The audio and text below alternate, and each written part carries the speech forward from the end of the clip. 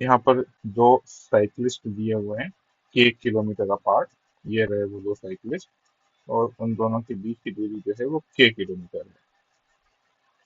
Starting at same time, मतलब एक ही समय पर वो अपना मोशन स्टार्ट करते हैं। Would be together in our hours, मतलब वो एक साथ आ जाते हैं।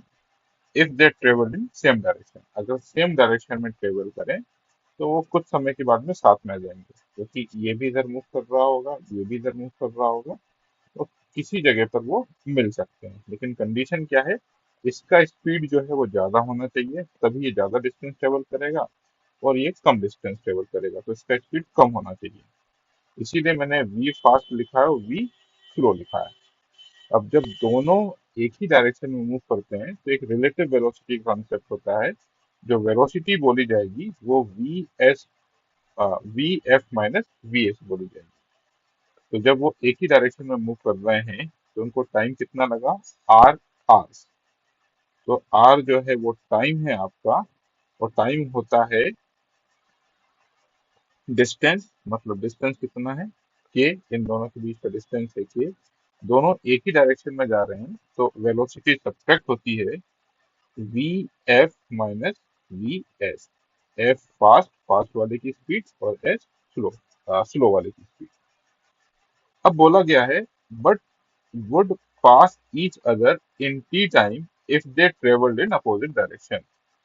मतलब यही दोनों अगर अपोजिट डायरेक्शन में ट्रेवल करते, ये इधर मूव कर रहा है, ये इधर मूव कर रहा है, तो वो टी टाइम में मिल जाते।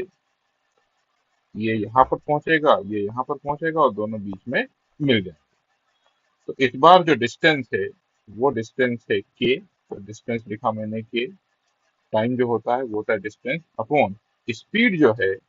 जब दोनों एक ही डायरेक्शन में मूव करते हैं तो स्पीड दोनों की ऐड की जाती है।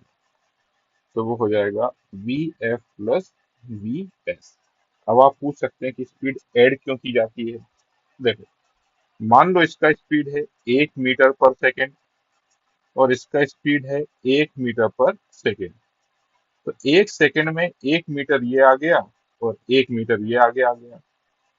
तो इन दोनों के बीच की दूरी जो पहले हुआ करती थी, वो दूरी 2 मीटर से कम हो गई 1 सेकेंड में, क्योंकि 1 मीटर ये आगे चला है और 1 मीटर ये आगे चला है।